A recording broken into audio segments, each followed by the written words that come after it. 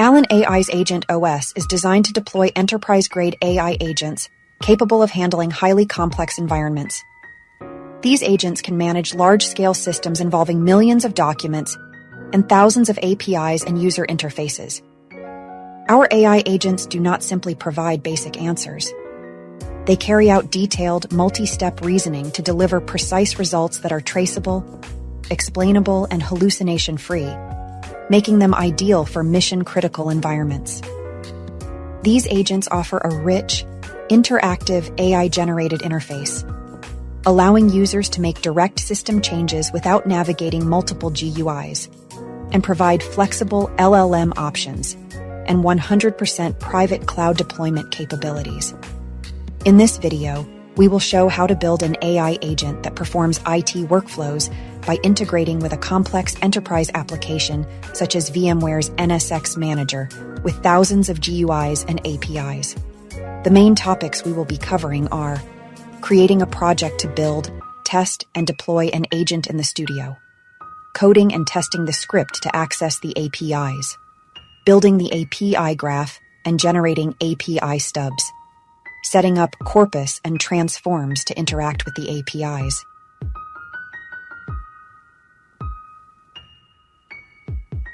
The first thing a developer needs to do is to create a project in the Allen AI Studio.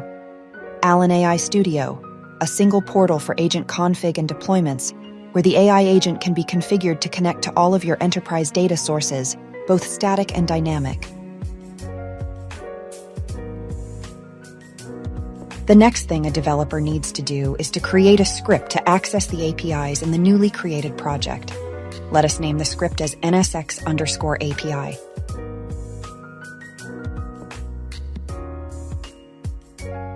In this newly created NSX_API script, we will code a function that will access the NSX Manager over secure HTTP using the provided authorization credentials. This is the first step in enabling the AI agent to discover and access the NSX APIs. Let us also test if this API access function is working by providing an API URL as the input. This test shows that the provided URL is returning data, which means the API access function is working as intended. Now, we will need to access the NSX APIs to make the agent interact with dynamic data. By adding this function, we are pointing the agent to the API's OpenAPI specification. The variable spec URLs points to the location of the API spec. The callfunc and the callfunc script specify the function to be called, and the script where this function is located to access the OpenAPI spec. Once the OpenAPI spec for all the NSX APIs is read, the agent automatically generates the stub code to call the APIs, which will be used when calling the APIs in real time. We specify the script where this stub code will be located by assigning the variable outScript. We trigger the script to access the API spec and then verify if the API stubs have been generated to the script NSX_API_gen as specified in outScript. Developers can visualize a graph of APIs as a set of interconnected nodes. The graph can also be searched with the name of a function, a data type, or any description that matches an API. Here we are searching for any APIs that match list domains. We see only the nodes matching the search, and all the other nodes are grayed out. By clicking on a node, we access its API stub definition in the script. We can also test the generated API stubs to see if they correctly invoke the API by clicking the play button next to them in the studio. Here we see that the API is invoked correctly, and it returns data. A corpus is an entity or construct the agent uses to access dynamic data, such as APIs, or static data, such as documents. Here we define a corpus to access dynamic data from NSX APIs. We create this corpus in a new script called NSX_API_corpus. We give a brief description of the corpus. Transforms are entities or constructs that contain any developer-provided instructions and reasoning examples for the agent to use when executing a workflow. We will create a transform for the agent to use when interacting with NSX APIs. This transform is initially empty and can be populated with instructions and reasoning examples later. Now we will attach the newly created transform we just made to be used by the agent when it answers queries against the NSX_API_corpus. We first add an instruction for the agent to import and use all the API stub functions that were previously generated. Then we instruct the agent to generate appropriate functions to access the NSX API and use the domain ID as default when the user asks a query. We also instruct the agent to avoid using some APIs, use the JavaScript promises construct to operate asynchronously, and to write exception-safe code. So far, we have finished the following requisite preliminary steps: written a simple function to access the APIs with authorization credentials, imported the API's open API spec, generated their stub functions, set up a corpus, and transform to access these APIs. Now let us test the agent by asking a question that requires it to access the APIs. We ask the agent to list all the rules that are configured to block traffic. The agent returns us a table with the list of all such rules. Let us go behind the scenes to understand the reasoning, planning, and the execution of this request, and also to check if there were any errors.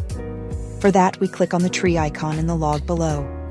Here we are looking at the execution plan trace for the user's query. The first block is the action transformer to handle the user's query against the corpus we created earlier. The second block is the high-level plan the agent came up with, and a list of ways to search for identifying relevant APIs. Clicking on the next block in the trace shows us the list of suitable APIs it found to satisfy the user's query. In this example, agent found that only one API call is sufficient. Clicking on the next block in the trace shows us the code generated by the agent to access the API. We click on the play button at the top of the screen to check if this code is valid and if it returns the right results. From the empty brackets in the results part, the bottom half of the test window, we can infer that the generated code is not correct.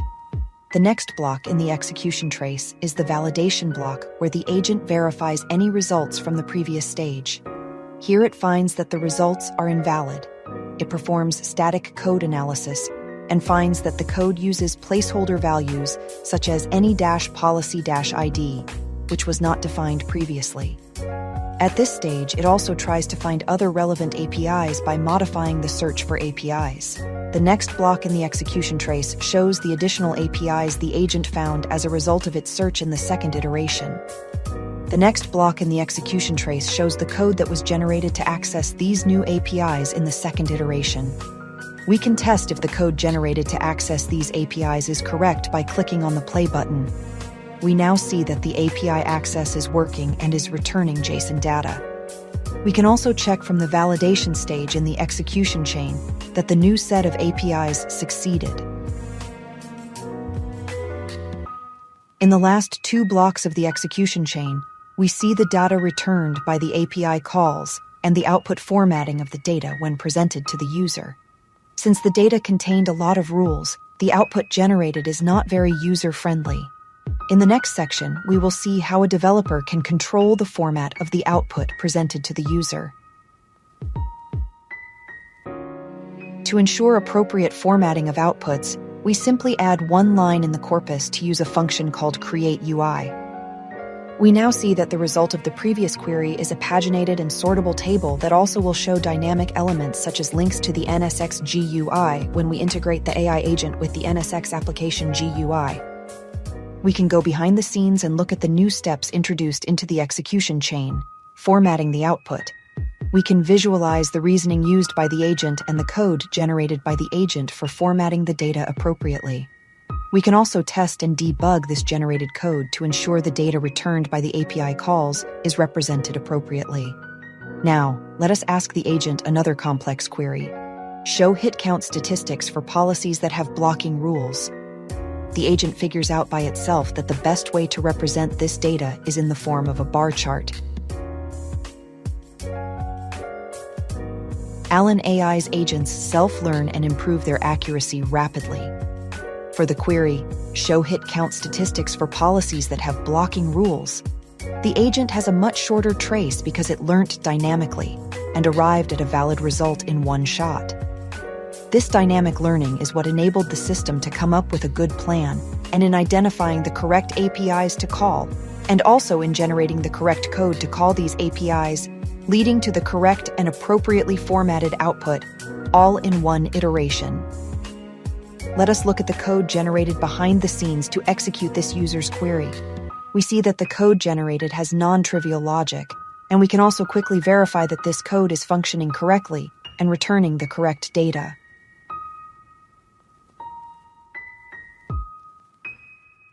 In summary, with minimal effort, we quickly developed and tested an AI agent. The process began by defining a corpus in a script, which was then associated with a query transform, specifying a few straightforward instructions in the transform. We also wrote two essential functions, one to access the NSX APIs and another to import the OpenAPI specification and generate stub functions from it.